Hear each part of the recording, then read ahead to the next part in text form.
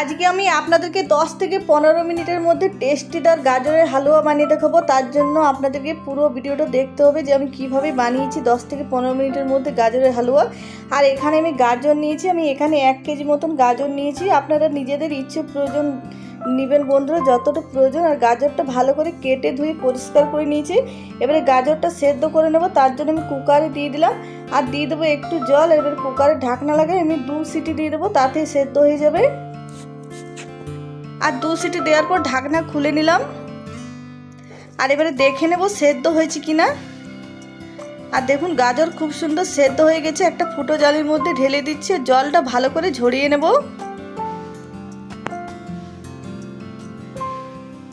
আর এবারে কড়াই আমি দিয়ে দিচ্ছি 2 চামচ মতো ঘি। আর এবারে দিয়ে দেবো ঘিয়ের মধ্যে 2টো এলাচ।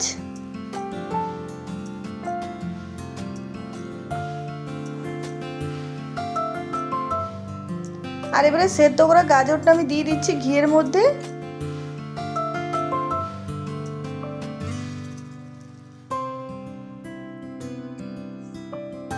আর গাজরটা দিয়ে 1-2 মিনিট ভেজে নিয়েছি। এবারে ভালো করে ম্যাশ করে নেব।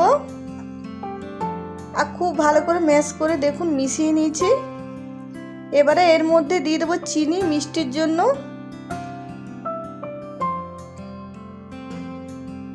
আর চিনিটা এবারে ভালো করে মিশিয়ে নেব।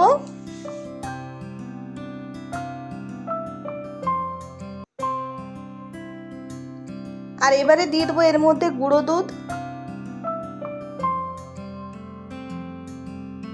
2 চামচ মতো গুঁড়ো দুধ দিলাম। আর গুঁড়ো দুধটা খুব ভালো করে মিশিয়ে নেব।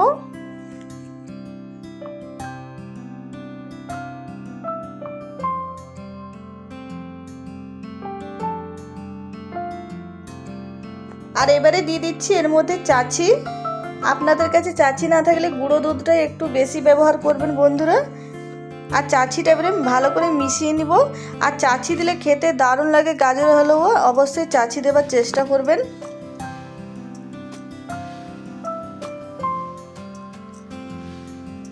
আর এই গাজরের হালুয়াটা খুবই তাড়াতাড়ি হয়ে যায় বন্ধুরা, 10 থেকে 15 মিনিট লাগে, এর থেকে বেশি সময় লাগে না।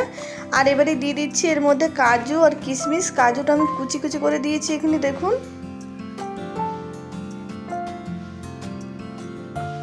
আর এবারে ভালো করে মিশিয়ে নামিয়ে নেব। দেখুন গাজরের মধ্যে একটুকুও জল নেই, খুব সুন্দর শুকনো শুকনো হয়ে গেছে। এরকম বানিয়ে নিলে গাজরটা 10 থেকে 15 মিনিট হালুয়া বানিয়ে রাখবেন, এরকম গাজরের কিছু হবে না বন্ধুরা। আর এবারে নামানোর আগে 1 চামচ ঘি দিয়ে ভালো করে মিশিয়ে নামিয়ে নেব। আর আজকের ভিডিওটা পছন্দ হলে প্লিজ লাইক শেয়ার কমেন্ট করবেন। যারা নতুন দেখছেন তারা অবশ্যই আমার চ্যানেলটা সাবস্ক্রাইব করবেন, পাশে থাকবেন। আর খুবই তাড়াতাড়ি এই গাজরের হালুয়া হয়ে যায়, অবশ্যই বাড়িতে একদিন বানিয়ে খাবেন। আর কমেন্টে নিশ্চয়ই জানাবেন কেমন হয়েছে কেমন না আজকের গাজরের হালুয়া।